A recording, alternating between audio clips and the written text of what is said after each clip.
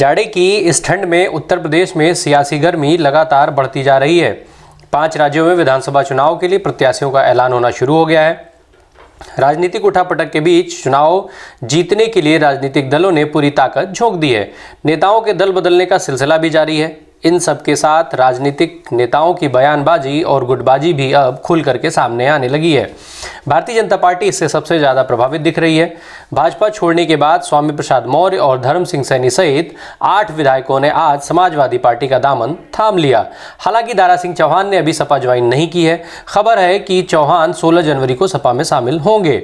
इन सभी नेताओं को पार्टी कार्यालय पर एक भव्य समारोह में खुद अखिलेश यादव ने पार्टी की सदस्यता दिलाई। सपा के मंच पर आए भाजपा नेताओं को लाल पगड़ी और टोपी पहनाई गई। अखिलेश ने एक वर्चुअल रैली को भी संबोधित किया।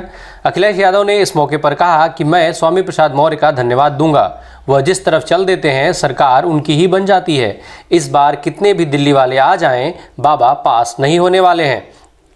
अखिलेश ने कहा कि डिजिटल इंडिया की गड़बड़ी कौन भूल पाएगा। छापा मारना था किसी और के यहाँ, मार लिया अपने यहाँ। अब चुनाव आ गया है, इसी दिन का हम लोग इंतजार कर रहे थे। अब साइकिल का हैंडल भी ठीक है, दोनों पहिए भी ठीक हैं और पैडल चलाने वाले भी आ गए हैं। अब कोई नहीं रोक सकता है रफ्तार को, जब समाजवादी और अंबेडकरवादी साथ आ गए हैं।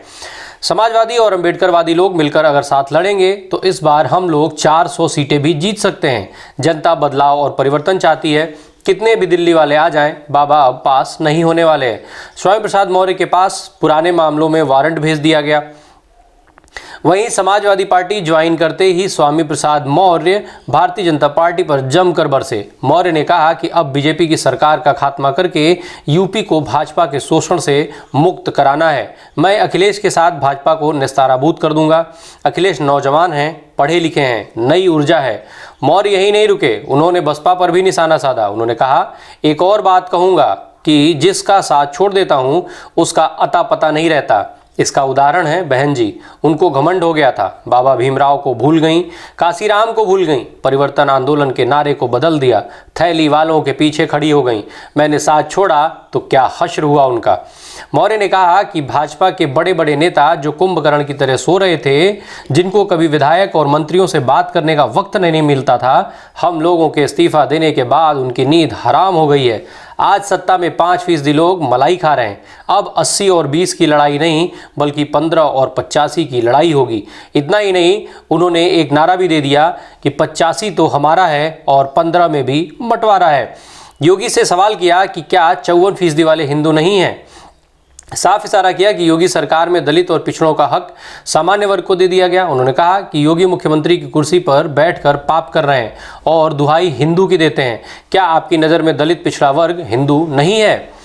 समाजवादी पार्टी ज्वाइन करने वाले योगी के एक अन्य मंत्री धर्म सिंह सैनी ने इस मौके पर कहा कि अखिलेश भावी नहीं अब सीएम है। उन्होंने कहा कि कोविड और आचार संहिता न होती तो 10 लाख की रैली कर आपको सम्मानित किया जाता।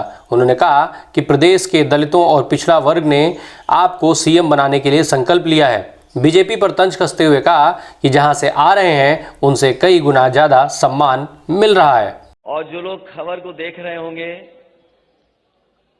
वो जानते होंगे कि लगातार विकेट गिर रहे थे उधर पर।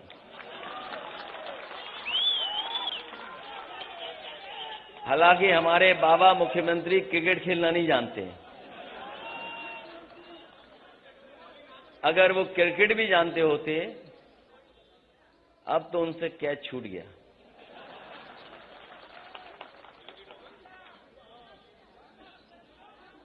इसलिए मैं सबसे पहले आदरणीय स्वामी प्रसाद मौर्य जी का बहुत बहुत धन्यवाद दूंगा।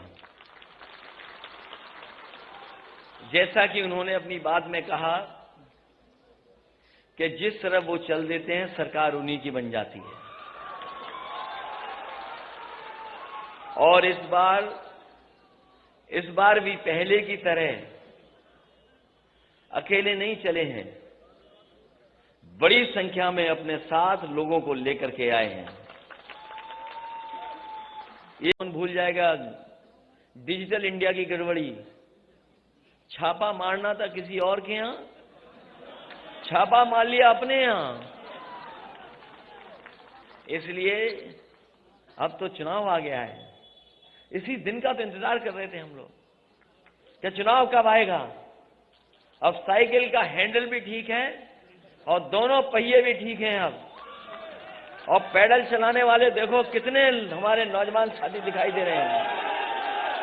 अब कोई नहीं रोक सकता रफ्तार को। जब समाजवादी और अंबेडकरवादी साथ आ गए तो कोई नहीं रोक सकता। कई